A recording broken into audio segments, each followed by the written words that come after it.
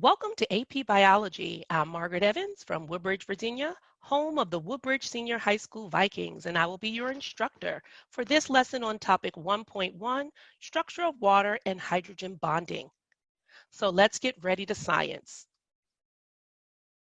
What will we learn?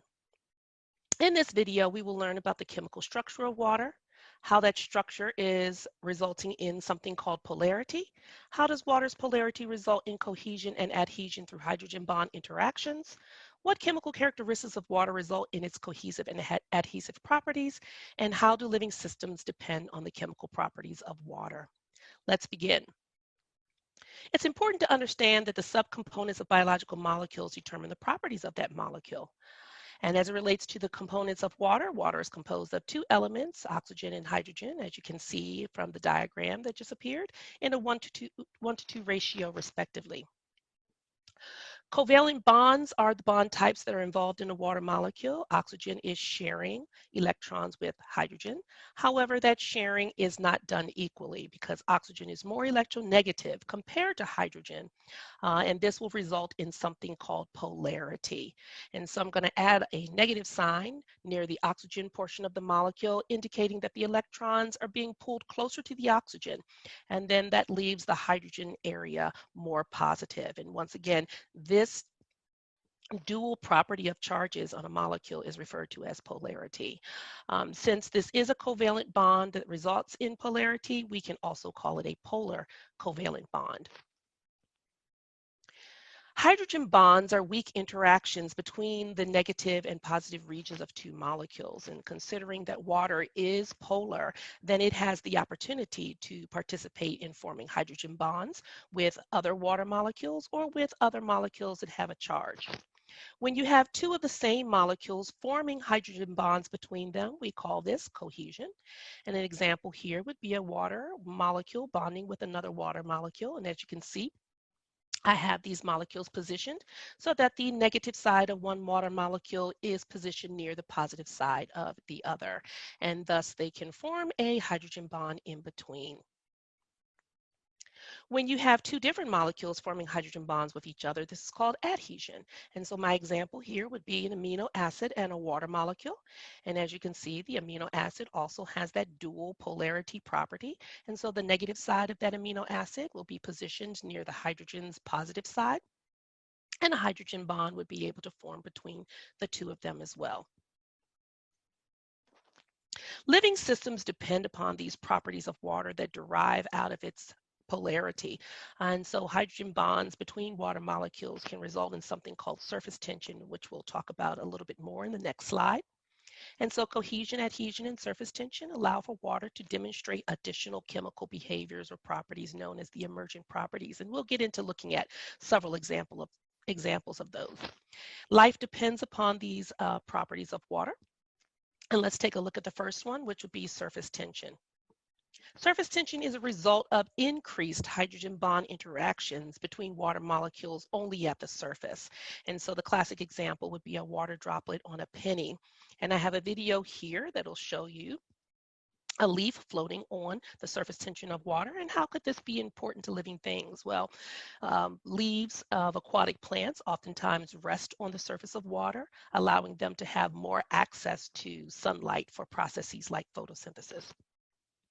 The next example we're going to look at is water solvency abilities. Now, I know we're tempted to say that water is a universal solvent, and that is inaccurate. However, water does have very high solvency abilities in its liquid state. So take a look here at this video that shows salt being dissolved in water. Now, why is this an important property that life depends upon? Because organisms must obtain key nutrients from their environment. Considering that living things are made up of 70% water, dissolved materials in the water allow for easy access by cells. Our next property we're going to look at is the ability of ice to float. Now, water's cohesive properties allow for unique bonding interactions in water's solid state, and this makes water as a solid less dense than water as a liquid. And here we can see in the video with the ice being added, we notice that it floats, leaving liquid water underneath. Now, how is this an important property for living things? Well, aquatic organisms are still able to live in water in freezing climates because the water will freeze on the surface, leaving liquid water underneath for those organisms to still thrive. Next, we're going to take a look at water's high heat capacity. Water has the ability to absorb a lot of thermal energy before it changes chemical states. It resists sudden changes in temperature. And so organisms like my friend here, my little fish friend here, lives in a water environment. And so many aquatic organisms like the fish will depend upon this property of water so that they can maintain appropriate temperature regulations of their bodies. Lastly, we're going to take a look at capillary action. Capillary action is a result of the adhesive and cohesive properties of water. And in this video here, you'll see that as I add a thin tube into the liquid automatically goes up into the tube. Now, how is this property important for living things? Well, plants can access water from the soil through this capillary action ability into their roots. So let's practice our skill for this video, which is a describe, in which we're going to use a visual representation to describe characteristics of biological concepts, processes, or models represented visually. So here is our question that I would like for you to consider. So pause your video at this moment, read through that question, and we'll come back in a second to see what your answer is. All right. So we're looking at describing the property of water illustrated by this graph. And so the answer that I have is that the graph shows the water temperature remaining relatively the same as the air temperature increases over the 6-day period. And this is demonstrating water's high heat capacity. Now, if you notice, it is a describe, so you must describe how this visual represents that, opposed to just saying it's representing high heat capacity. And that's the difference between an identify and a describe. And we're also asked to describe how life, such as Micropus salmoides, which is a fish species, would depend upon it. And so once again, the fish's ability to maintain optimum body temperature is dependent upon water's ability to absorb heat and resist those temperature changes. So what should we take away from this video? Once again, we have to understand that the chemical components of water do influence how water interacts, and that the oxygen and the hydrogens within the molecule do result in polarity due to the unequal sharing of electrons, and this results in water's ability to form hydrogen bonds and exhibit some abilities like cohesion and adhesion and surface tension. Always remember, science is not a class, it's a mindset. So set your mind on science and make sure that you continue to take a look at the videos that we offer. Biology out. Glad you've joined me on this virtual journey into topic 1.2, Elements of Life. I'm Margaret Evans, and I will be your instructor for this lesson as we take a look at the chemistry of life. So let's get ready to science.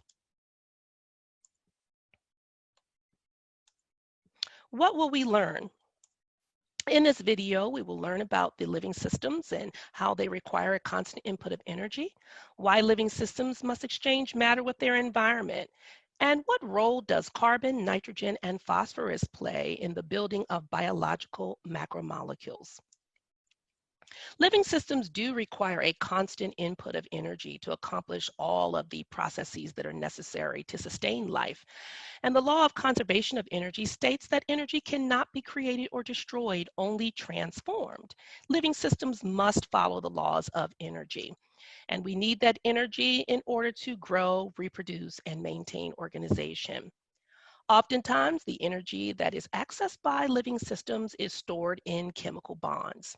In this video, we see how this athlete is utilizing the stored energy in the chemical bonds of the food that we eat in order to have his muscles work, play, and do the necessary activities to sustain living cells.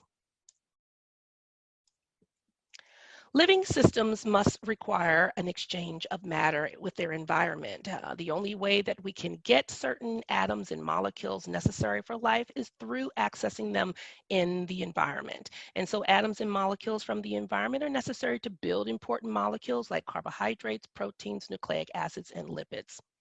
Carbon is used to build all of them. And so in our data table here, we're going to go ahead and check off each of them, as carbon is necessary for the building of all four. Nitrogen is used to build proteins and nucleic acids. And lastly, we have phosphorus, which is used to build nucleic acids and certain lipids, which we'll talk about a little bit further.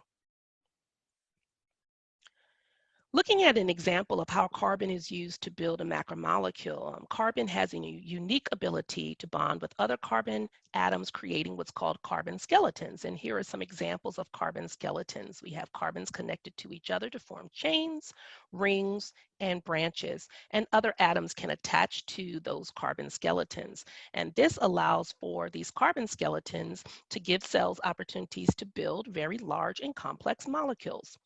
Carbon-containing molecules can be used, as we mentioned before, to store energy for later use. And the carbon-containing molecules can also be used to form basic cell structures like cell membranes.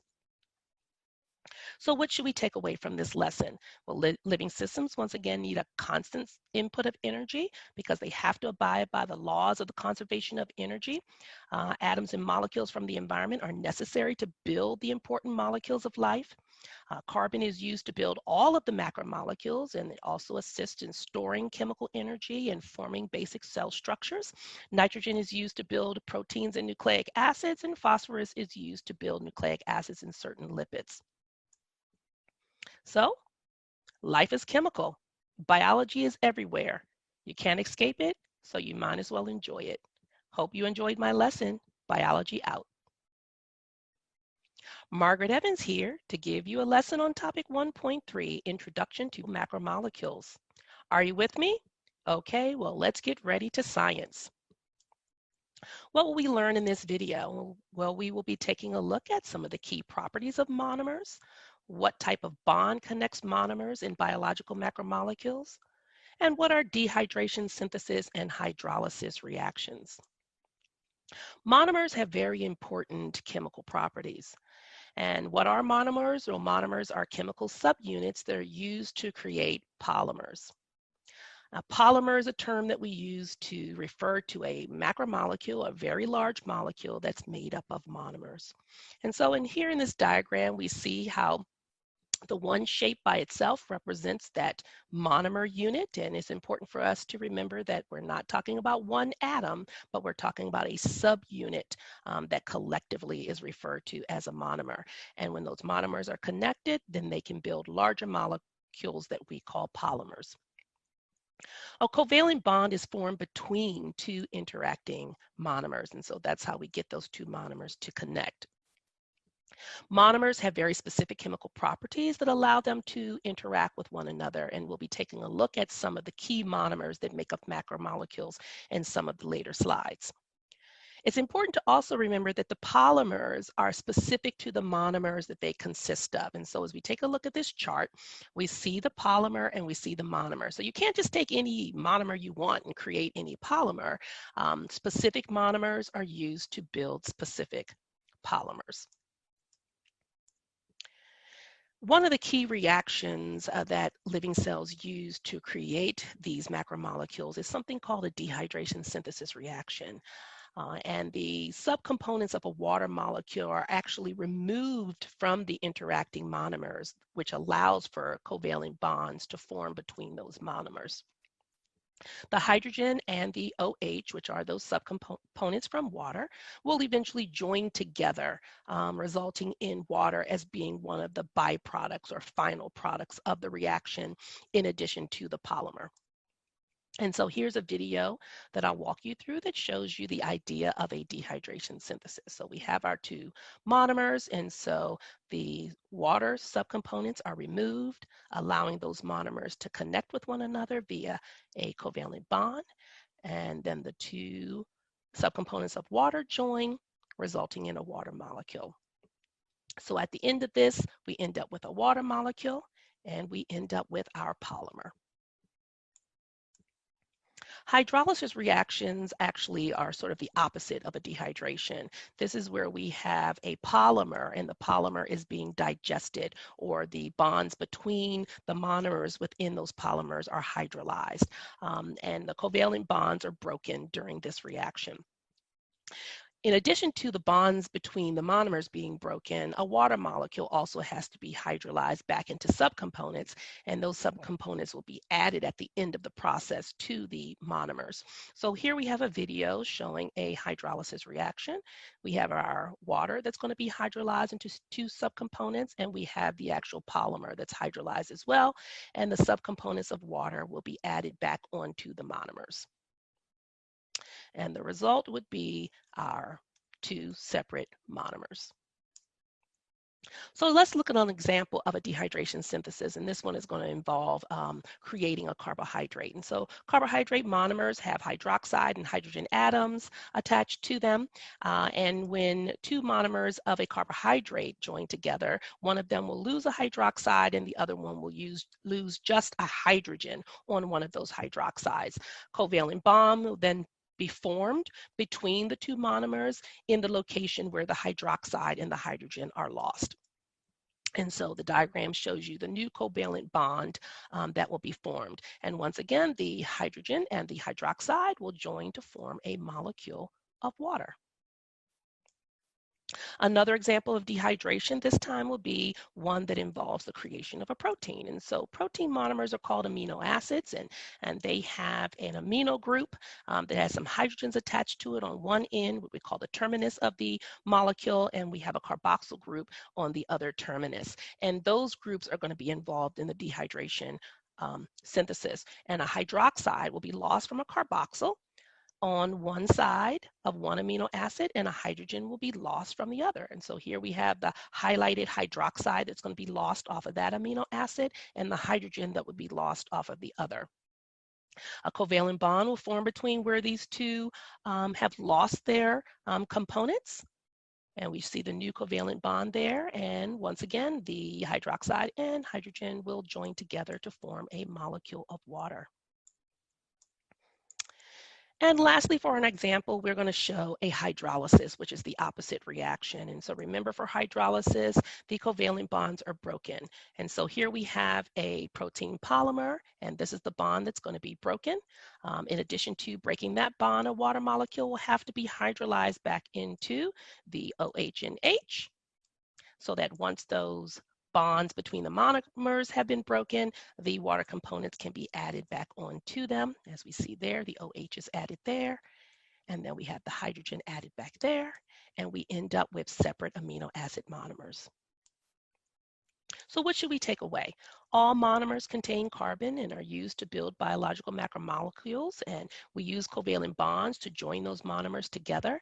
A dehydration reaction is one that takes monomers and joins them together to create these macromolecules, and a hydrolysis is a reaction that will break apart the macromolecules back into their monomer components while also hydrolyzing water.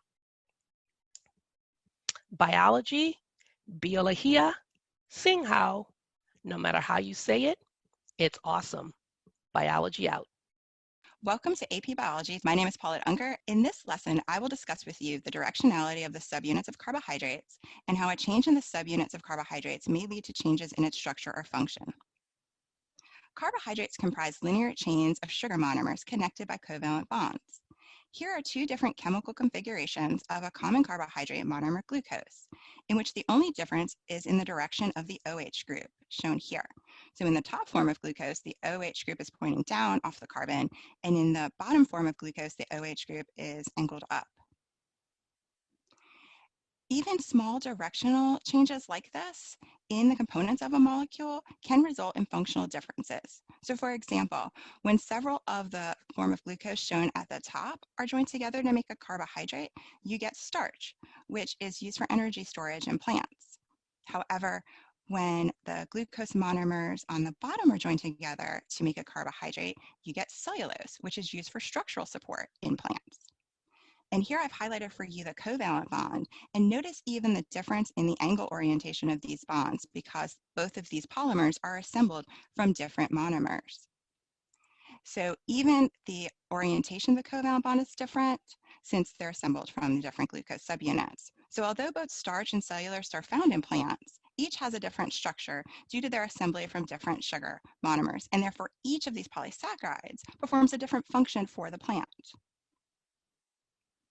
In terms of the overall shape, carbohydrates can be linear or branched. Here we have three visual representations of polysaccharides. Starch, which is shown in its branch form in this visual, although I do want you to keep in mind that some forms of starch can be linear.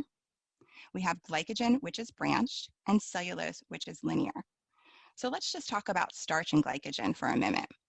Both are assembled from similar forms of glucose, and these glucose monomers are connected by covalent bonds in similar locations and orientations that lead to this branching structure that we see here.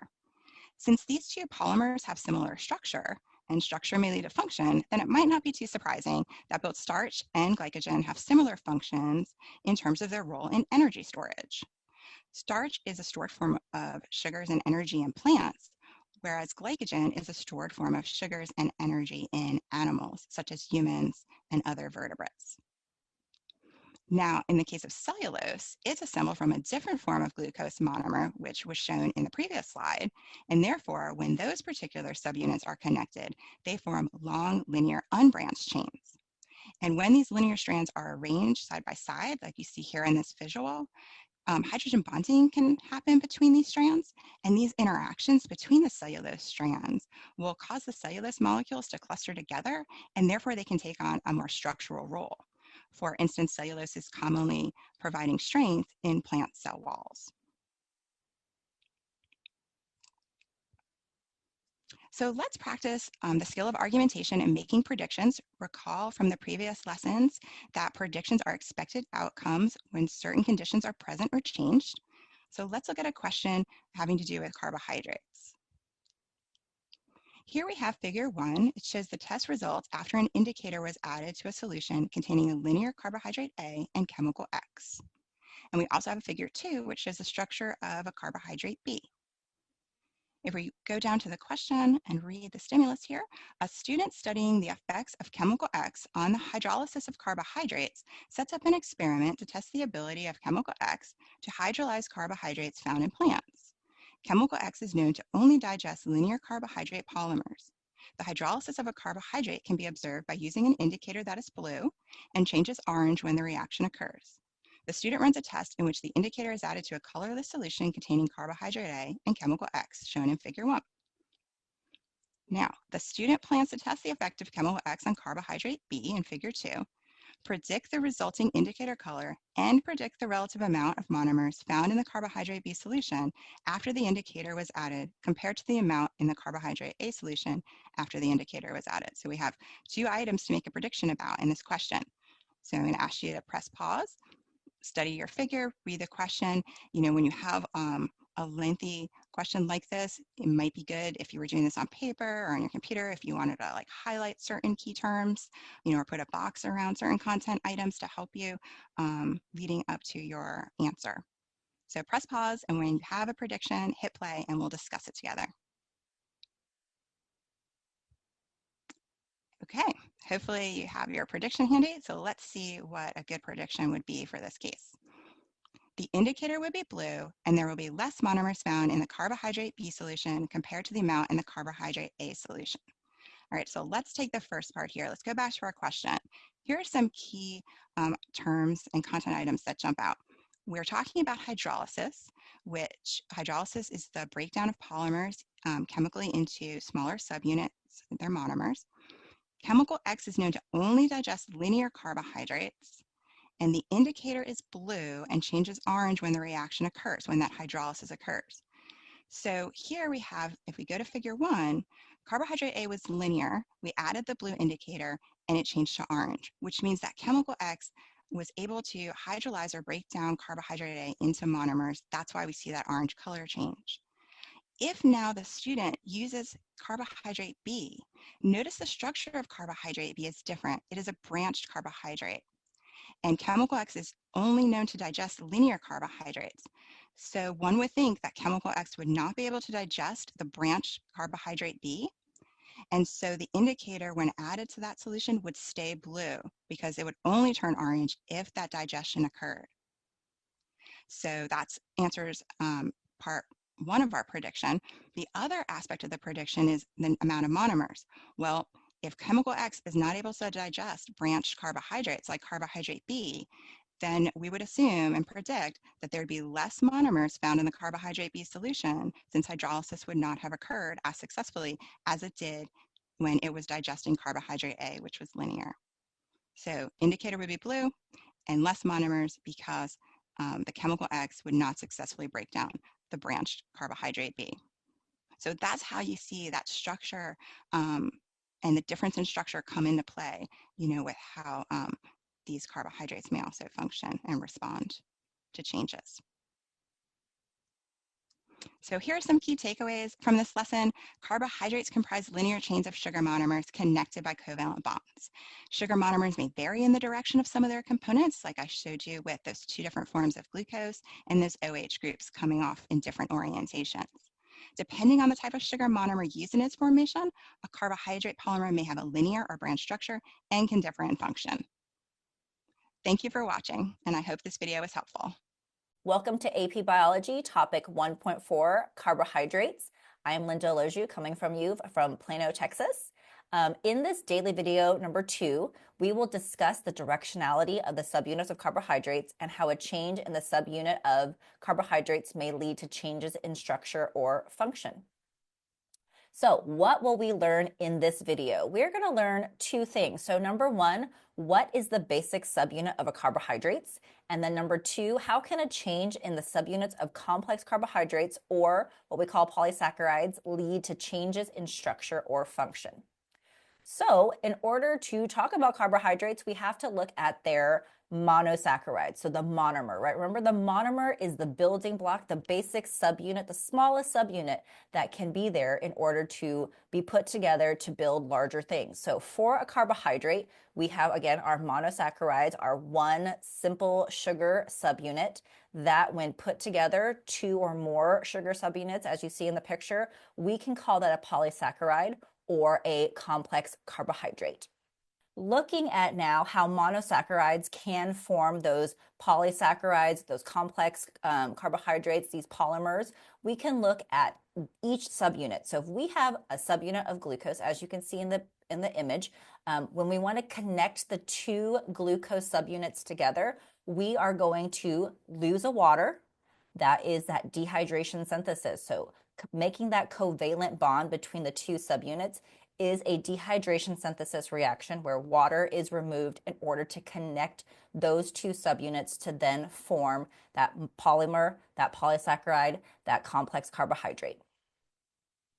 So let's now that we have done our dehydration synthesis reactions, we have formed different polymers, different types of carbohydrates, which can be branched or linear. I want you to know that its shape is going to determine its function.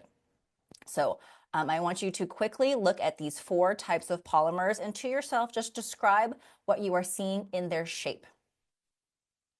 Okay, so I want you to know that the molecular structure of these polymers are not what's important. That is not going to be something that is going to be tested. What will be is, can you look at the picture, describe it, and then relate that back to its function? So now that we have talked about the structure, the function of carbohydrate, let's practice with some questions. Okay, so let's take a look at a free response question about carbohydrates. So again, pointing out the science practice it's centered around. This is over science practice number 1, that concept explanation. Again, can you recall some information that you learned in AP Biology this year? This question is framed around science practice 1.A for you to describe biological concepts and processes. When you are describing, just make sure that you tell 1 sentence about what the particular subject is talking about. So let's take a look at the free response for the carbohydrate units. So this question says, glycogen is a complex polymer of glucose molecules involved in the storage of energy in many organisms. Describe the types of bonds in a glucose molecule. Take a moment, think about the answer. Okay, so they want you to describe the types of bonds in a glucose molecule, and they're telling you that we have glycogen. So glycogen is a complex polymer. How do we get polymers of glucose together to form that complex polymer? Again, that's going to be a bunch of monomers of glucose, those monosaccharides that are linked together using dehydration synthesis to form that covalent bond. So the most concise answer that you can say for this question in describing the types of bonds in a glucose molecule would be that they are held together by covalent bonds. So what should we take away from today's video? The first thing is that monosaccharides are those building blocks, those monomers of those complex carbohydrates that we call polysaccharides. And that in order to put these monomers together to form those polysaccharides, we are going to have covalent bonds linking them together, again, through that dehydration synthesis to form that complex carbohydrate polymer. And then once we do link them together to form this polysaccharide, the polysaccharides can be linear or branched in structure, which would then give rise to its different functions. Thank you. Welcome to AP Biology topic 1.5 lipids, daily video number 1. My name is Linda Loju, coming from you from Plano, Texas. So let's see what will we learn today. We are going to learn 5 things in this video today, with the first thing being what are lipids and how does their structure affect their function. Number 2, how do saturated and unsaturated fatty acids differ in structure and properties? Number 3, how does the degree of unsaturation affect the physical state of lipids at room temperature? Number 4, what are the main functions of lipids in living organisms? And finally, number 5, what are some examples of lipids and what roles do they play in biological systems? So what is a lipid? Lipids are typically nonpolar hydrophobic molecules whose structure and function are derived from the way their subunits are assembled. So dependent on how they bond together, they're going to have a different structure, thus resulting in a different function. So let's look at some lipids. Some lipids, such as triglycerides and phospholipids, contain fatty acids. So fatty acids can be saturated or unsaturated.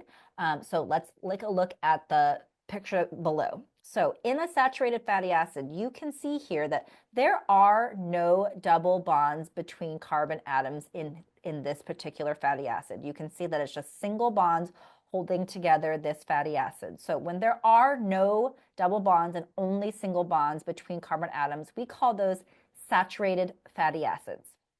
Versus on the right side, if you look at that structure of this unsaturated fatty acid, you can see that's circled in green that there is one double bond. So when there is at least one double bond between carbon atoms, we're going to call that an unsaturated fatty acid. So how do these bonds affect its function? So we're going to take a look at the top picture. So in this top picture, you can see that there are no double bonds. They're just single bonds between carbon atoms. So we know now from the previous slide that because there are no double bonds, only single bonds, that top picture is a saturated fatty acid. Versus at the bottom, you can see that we have highlighted in red 2 double bonds in this structure. When we have 1 or more double bonds, we can call that an unsaturated fatty acid. So it means that double bonds in unsaturated fatty acid results in a kink in the carbon chain. The more double bonds in the fatty acid chain, the more unsaturated a lipid becomes.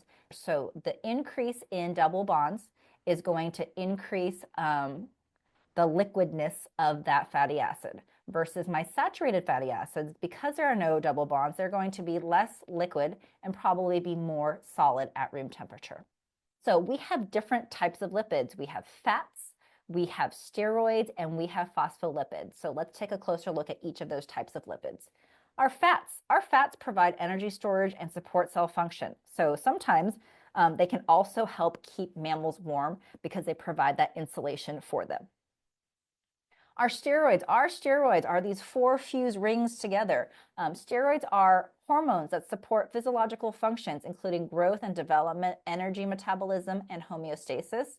An important steroid, a common steroid found in cell membranes, is cholesterol. That cholesterol is seen, that 4 fused rings in red in that plasma membrane picture below, is essential to the structural stability of animal cell membranes. So they help maintain that fluidity of that cell membrane in the animal cells.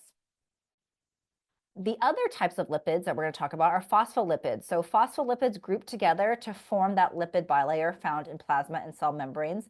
As you can see in the picture, that a phospholipid consists of a hydrophilic head that makes it water-loving, so it will face the outside so it can be surrounded by the fluid, versus the hydrophobic tails, right? Those are water-fearing. They're going to pack on the inside to form that cell membrane. So what should we take away from today's video? We are going to take away that lipids are nonpolar. They're hydrophobic with structures that determine their function. We're also going to take away that fatty acids can be saturated, again, if they have those single bonds between those carbon-carbon atoms, or unsaturated where they have at least one or more double bond between the carbon-carbon atoms, thus creating that kink in their structure. We're going to take away that the more double bonds a fatty acid has, the more unsaturated it becomes, making lipids more liquid at room temperature.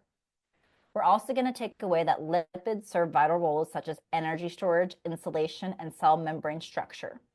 And then our last takeaway is that examples of lipids includes fats, steroids like cholesterol and hormones, and phospholipids, which form cell membranes. Thank you so much. Welcome to AP Biology, topic 1.6. My name is Paulette Unger, and I teach in Greenville, South Carolina at Christ Church Episcopal School. This topic will focus on nucleic acids.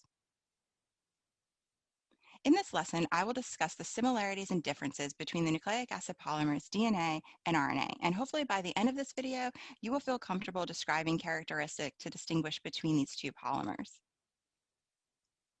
So let's start with some things that DNA and RNA have in common. Figure 1, we have a DNA model, and in Figure 2, we see an RNA model. Both are assembled from nucleotide subunits, which are comprised of 3 parts: a 5-carbon sugar, a phosphate group, and a nitrogenous base. Each of these nitrogenous bases, when forming a linear chain, are connected by covalent bonds between the phosphate of one nucleotide and the sugar of the next, forming what we call a sugar-phosphate backbone. And each linear strand has directionality, with a 5' phosphate end and a 3' hydroxyl end coming off of that 5-carbon sugar. And when it comes to the nitrogenous bases, they can be found perpendicular to the sugar phosphate backbone, as shown in both of these models. So when describing DNA and RNA, it's also important to look at the differences. So when it comes to some things that are different between DNA and RNA, one of those is in the sugar that makes up their nucleotides. So DNA contains deoxyribose sugar and RNA contains ribose sugar.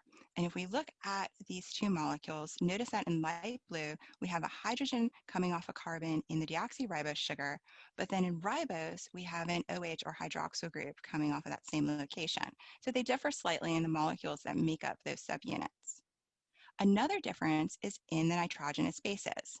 Cytosine, guanine, and adenine are similar to both DNA and RNA polymers. However, when it comes to that 4th nitrogen base, thymine is found in DNA and uracil is found in RNA. So if you're looking at a visual representation of a nucleic acid and you see a U or uracil, you are looking at an RNA molecule. There are no thymine nucleotides found in RNA. Only in DNA will you see the thymine nitrogenous base. In terms of the number of strands, they also differ in that DNA is usually double-stranded and RNA is usually single-stranded, as shown here. And in the double-stranded DNA, the 2 strands are anti-parallel, meaning that they run in opposite directions, with one strand running 5' to 3' and the other strand running 3' to 5'. And if you want to learn more about what I mean by anti-parallel, you can go back and check out video lesson 1 in topic 1.5, where I discuss anti-parallel a little bit more for you. So let's practice the skill of working with visual representations and describing characteristics of a biological concept, process, or model represented visually. When you're asked to describe something, you're asked to give a detailed account of these characteristics using that visual. So let's see how this plays out with our nucleic acid polymers. So here we have a multiple choice AP question. In Figure 1, it shows a short segment of a double-stranded nucleic acid molecule. Notice it didn't tell us if we're looking at DNA or RNA, but being able to describe key characteristics in terms of similarities and differences will help us determine maybe what we're looking at. So take a moment, study the figure, highlight any key terms or labels that jump out at you or characteristics that maybe will help you select the best multiple choice answer. The question's asking which of the following statements is correct about the molecule shown in Figure 1. So hit pause, select your best answer, and then press play and we'll discuss it together. All right, so let's see how you did. Choice D is correct. It is DNA because of the nucleotides present. So let's go back to our visual and see why. So going back to the figure caption, figure 1 shows a short segment of a double-stranded nucleic acid molecule. Key descriptor here is double-stranded. DNA is usually double-stranded, whereas RNA is usually single-stranded. So that was a key difference between the two nucleic acid polymers. Another thing to look at would be in the visual itself, we see thymine nitrogen base present. And thymines are only found in DNA polymers, not in RNA. So both of those descriptors indicate that we're looking at a DNA molecule. And then when we go to our multiple choice question and we look at the choices, it'll help us rule out A and B right from the start where it's saying it is RNA. Okay, so we can rule those two out. Now we're left to choose between C and D. And choice C says it is DNA because of the nature of the hydrogen bonds between guanine and cytosine. Well, guanine and cytosine are both nitrogenous bases that are found in RNA and DNA, so that wouldn't lead us to think that this was solely a DNA molecule. However, choice D is correct. It is DNA because of the nucleotides present, since we see thymine in that visual representation, and thymine are only found in a DNA polymer. So here are some key takeaways from this lesson. Both DNA and RNA are formed from nucleotide subunits connected by covalent bonds, forming a linear molecule with two distinct ends, the 5' phosphate and the 3' hydroxyl. Each nucleotide is comprised of a sugar, a phosphate group, and a nitrogenous base. Differences, though, include the type of sugar, where we got deoxyribose in DNA and ribose in RNA. One of the nitrogenous bases differs. RNA has uracil, whereas DNA has thymine, and the number of strands differs as well. DNA has two nucleotide strands that are antiparallel, and RNA is usually single-stranded. Thank you for watching, and I hope this video was helpful to you. Welcome to AP Biology. My name is Paulette Unger, and I teach at Christ Church Episcopal School in Greenville, South Carolina. In this lesson, I will discuss the directionality of the subunits of nucleic acid polymers and how that directionality influences their structure, function, and synthesis. Then I will discuss how a change in the subunits of nucleic acid polymers may lead to changes in its structure or function. When it comes to directionality, the linear sequence of all nucleic acids, DNA and RNA, is characterized by a 3' hydroxyl and 5' phosphate of the sugar in the nucleotide. Here in figure 1, we see a DNA model, but keep in mind that a linear sequence of nucleotides and RNA would also show this directionality. DNA consists of two strands of nucleotides, and if we look at the strand to the left, the 5' end is designated here with the phosphate group coming off the 5-carbon sugar, and at the other end of this linear strand of nucleotides, we have the 3' end, which is designated by the OH or hydroxyl group coming off the 3rd carbon in that 5-carbon sugar. So this linear sequence of nucleotides has two distinct ends, the 5' phosphate and the 3' hydroxyl. Now looking at the other strand of DNA, notice that the 3' hydroxyl end is at the top and the 5' phosphate end is at the bottom. So these two strands of DNA run in opposite directions and are said to be anti-parallel. And here I've used my forearms to give you another visual in figure 2 of what I mean by anti-parallel. My forearms have two distinct ends, the hand and the elbow, much like the DNA strands do. And I've labeled my hand 5' and my elbow 3'. So when I overlap my forearms like this, notice that the 3' elbow of one forearm is opposite the 5' hand of the other. So hopefully this visual helps you illustrate what I mean when I say anti-parallel. And due to this directionality of the two strands, they're able to be held together by hydrogen bonds between the nitrogen base pairs. And there's 2 hydrogen bonds between the adenine-thymine pairs, and there's 3 hydrogen bonds between the guanine and cytosine base pairs. And the number of hydrogen bonds is significant in that the more bonds in total between the base pairs in DNA molecule, the more stable that molecule structure is overall. When it comes to directionality and function, the linear sequence of nucleotides encodes biological information. In figure 1, we see DNA in its double helix shape, and we see our two anti-parallel 5' to 3' strands. In figure 2, we see DNA unwound in its linear form, so we can really see these linear sequences on both strands of nucleotides. And each of those strands can encode unique biological information. In figure 3, we see RNA, the single strand of RNA, and its linear sequence of nucleotides, which also can encode unique biological information. And any change in the sequence of nucleotides may lead to a change in the encoded information.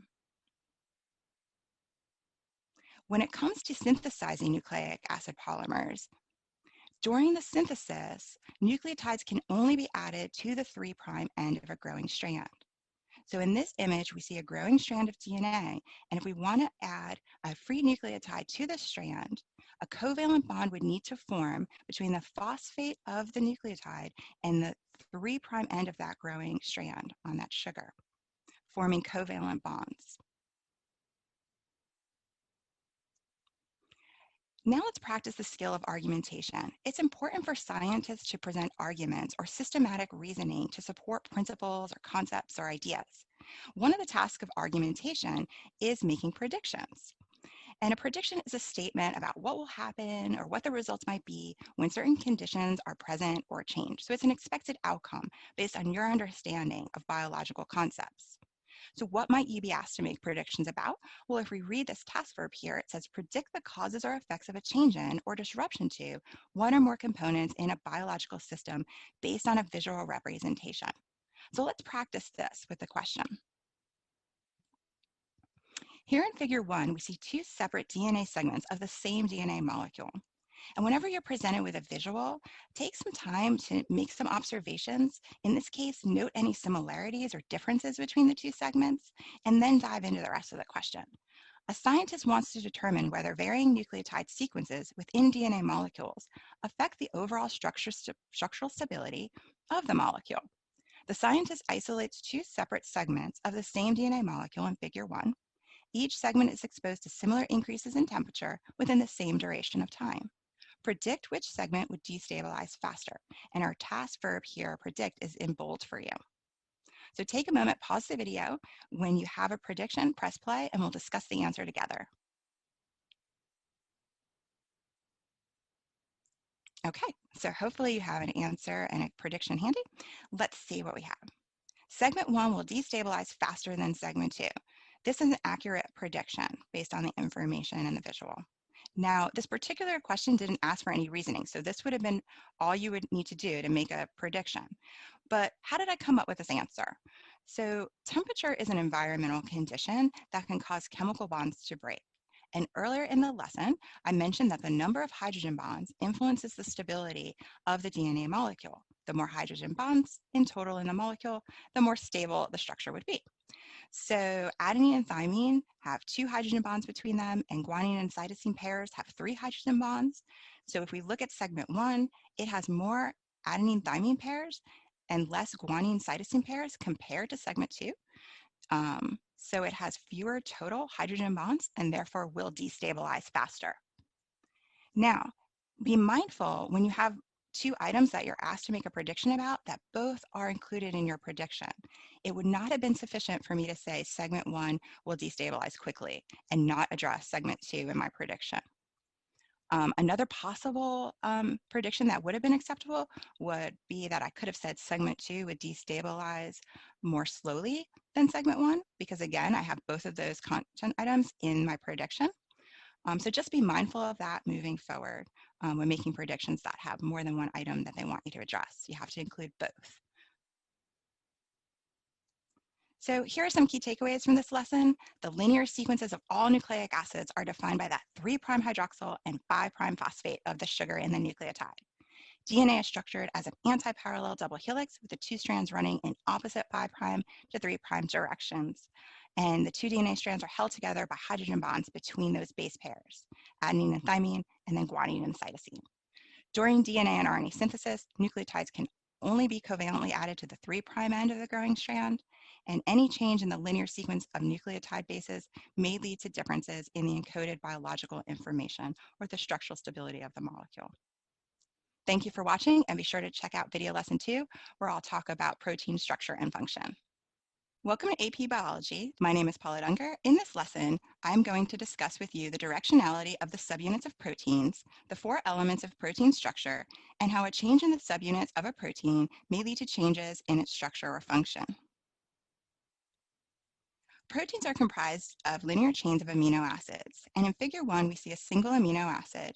If you look at the central carbon, coming off to the left, we have an amino group, NH2, and to the right, we have a carboxyl group, COOH. So we have two distinct ends to this amino acid, giving the amino acid directionality with an amino terminus and a carboxyl terminus.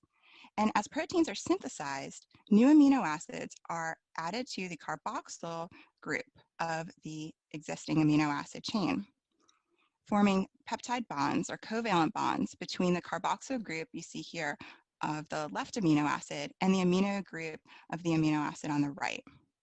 As you continue to add more and more amino acids together, we get a linear chain of amino acids as shown here in figure 2 with two distinct ends, the carboxyl and the amino terminus.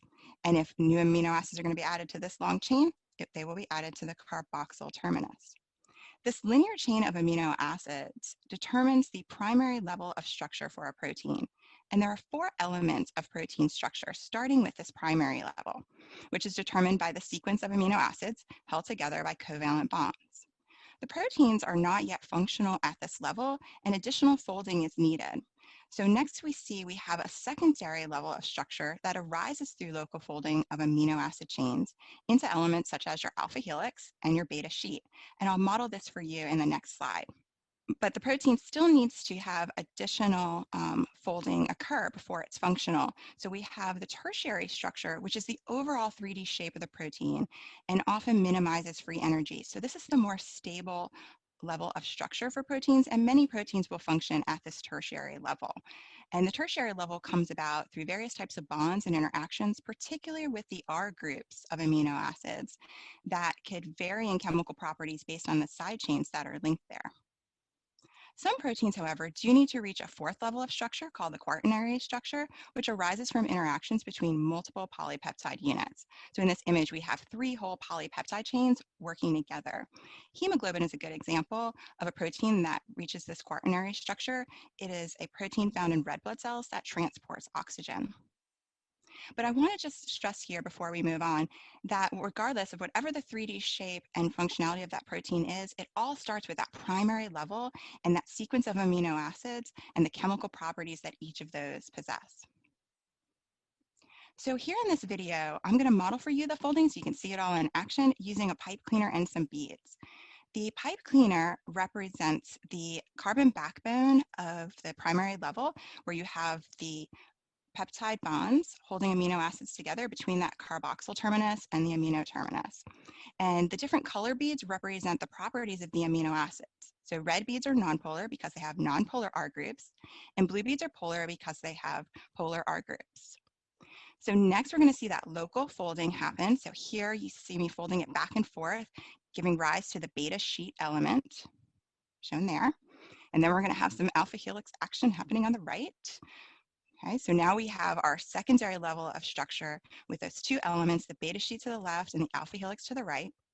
But the protein's still not yet functional. We need to have some additional folding into that 3D tertiary shape. So let's assume that we have some water here in the surrounding environment that this folding's occurring in. The red beads are nonpolar, so they are hydrophobic, and they're going to want to fold inward towards the core of this protein. So in the core, we're going to get these hydrophobic interactions occurring since there's water in that environment. The blue beads, which are polar amino acids, they're going to be hydrophilic and interact with water. So they're going to fold towards the outside of this protein as we start to take this 3D shape. And so you see that here in our model. So here, this would be the tertiary 3D form, which could be functional for many proteins. If we want to model quaternary structure, then we need to have the interaction of 2 or more whole polypeptide chains. So here is an additional polypeptide chain interacting with our original one. So this would be quaternary structure. So let's focus though on our tertiary protein here. Let's say this is a hypothetical folding of a protein into a receptor protein.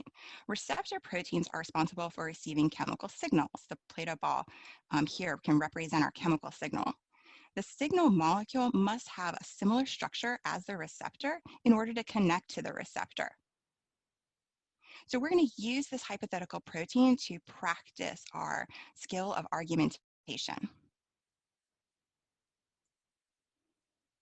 So argumentations are important for scientists to make, and making predictions are an important component of an argument. So predictions are expected outcomes based on changes or disruptions to one or more components in a biological system. So let's see how this might impact our hypothetical protein. So in this image you see here, let's say that the instructions for assembling this protein were changed, and this polar amino acid will be switched out for a non-polar amino acid. If we look at our question, predict the change in the compatibility between the receptor protein and the signal molecule as a result of the change in amino acid, and predict the change in the function of the receptor protein.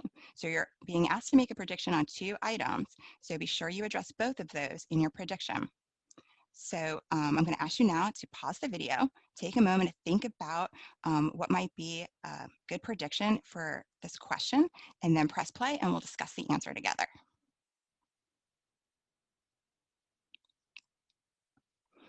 Okay, so hopefully you have your prediction ready, and let's see what happens if we have that change. So here we're changing that polar amino acid out for a non-polar amino acid in that primary level of structure, which leads to this tertiary folding eventually. So now we have a hydrophobic non-polar amino acid that will not want to interact with the water, so it would have folded into our core, along with those other hydrophobic interactions. So in terms of the first part of our prediction, compatibility, the shape of the receptor protein will change, and therefore the protein will not be compatible with the signal molecule, as you see here. So that's the first part of our prediction. As for the second part of the prediction, the function of the protein will also be changed, and it will no longer be able to bind to the signal molecule and receive the signal, as shown in the video. So we have those 2 components addressed. The compatibility will change and it will no longer be compatible, and the function will also be changed and it will not be able to receive that signal effectively. So here are some key takeaways. Amino acids have directionality with an amino terminus and a carboxyl terminus. Amino acids are added to the carboxyl terminus of a growing peptide chain, forming covalent bonds. There are 4 elements to protein structure: the primary, which is that linear sequence of amino acids; secondary, your alpha helices and beta sheets; tertiary, your 3D functional form for many proteins; and quaternary, where you have multiple polypeptide chains interacting. The resulting 3D shape gives rise to the protein-specific function, and a change in an amino acid subunit at that primary level of structure may lead to a change in the structure and function of the protein. If you want to explore more protein folding, I've shared with you this really cool protein folding interactive found at lab.concord.org at the website address given. Thank you for watching, and be sure to check out video lesson 3, where I'll discuss the structure and function of carbohydrates. Welcome to AP Biology, topic 1.7, proteins. My name is Linda Aloju, coming from you from Plano, Texas. In this daily video number 2, we are going to discuss the directionality of the subunits of proteins, the 4 elements of protein structure, and how a change in the subunits of a protein may lead to changes in its structure or function. So what are we going to learn in this video? We're going to learn 5 things. The first thing is what type of bonds connect amino acids to ultimately form proteins. Number 2, what are the components of an amino acid, and how do R groups influence protein structure and function? Number 3, how does the sequence of amino acids determine a protein's shape? Number 4, how do hydrogens contribute to the secondary structure of proteins? And finally, number 5, how do different interactions among polypeptides contribute to a protein's quaternary structure, and why are these structures important for a protein's function? So let's take a look at the monomer, that building block of proteins. That is going to be an amino acid. So amino acids are composed of a central carbon with a hydrogen atom. It also has a carboxyl group, it's going to have an amino group, and it's going to have a variable R group covalently bond to it. So we're going to go into these R group interactions later, but our R groups, they have properties that are similar. So they're going to have hydrophobic or nonpolar properties. They can have ionic properties, they can have disulfide bridges, and they also can be hydrophilic or polar in their interaction. Okay, now that we know the structure of amino acids, we can now put them together, link them together to make that growing polypeptide chain. So those proteins are composed of linear chains of amino acids connected by the formation of a covalent. That covalent bond is going to be called a peptide bond between the carboxyl group of one amino acid and the amine group of another amino acid. So there's going to be that peptide bond. Again, you can see in the image below in the left one, there's going to be that carboxyl group. In the right green, we have that amino group. Together, they're going to lose that water through dehydration synthesis. So as that water is removed, we can join the two amino acids together and make that peptide covalent bond to form that growing peptide chain. So now that we have that growing peptide chain, that specific sequence of amino acids and proteins will determine its overall shape. So the shape of a protein, they're going to have to first go through that primary structure, that secondary structure, that tertiary structure, and sometimes that quaternary structure. So let's take a closer look at these different levels of protein folding. So the primary structure of proteins is that simple chain of amino acids that are linked together by those covalent or peptide bonds. So just as a reminder, again, the primary structure, we're going to have one amino acid. The carboxyl of one amino acid is going to covalently bind to the amine group of another amino acid to form that covalent peptide bond that will then link them together to form this linear growing polypeptide chain. So now we're going to start getting a little bit of that dimension to the folding. So we're going to get to that secondary structure. So in our secondary structure, as you can see in the image, right, we have that peptide bond between the carboxyl and that amine group. So now what's left over is there is an oxygen in one amino acid and a hydrogen in another amino acid. So now those two are going to hydrogen bond between the atoms of the polypeptide backbone of the amino acid side chain. So those are going to hydrogen bond with each other, that oxygen and that hydrogen. Now, how it's going to bind with each other will then determine its shape. So if it's twisting around that backbone, we're going to form that alpha helix as our secondary structure. But if we are kind of folding back and forth with those hydrogen bonds, that's going to form that secondary structure of a beta pleated sheet. So now that we have the primary and the secondary structure, we can get to our tertiary structure. This is when my protein has that three-dimensional shape of the tertiary structure of a protein resulting from the formation of my different R group interactions, those hydrogen bonds, those hydrophobic interactions, those ionic interactions, or those disulfide bridges. So again, that R group interactions is going to drive the folding of this tertiary structure to give it that 3D shape. Sometimes we'll have quaternary structures. So the quaternary structure arises from interactions between multiple polypeptides. So this is more than one polypeptide chain folded in its tertiary structure to now come together to form that quaternary shape. All four levels of protein structure determine the function of a protein because, again, those amino acid R group interactions are going to determine how it folds. So let's practice. This free response question is centered around science practice number 6, predict something when something has changed in the scenario. So let's take a look at this question. It says hemoglobin is a protein with a quaternary structure composed of 4 polypeptide subunits. Each subunit contains an iron-containing heme group that binds to oxygen. The quaternary structure of a hemoglobin is crucial for its ability to pick up oxygen in the lungs and release it in tissues where oxygen is needed.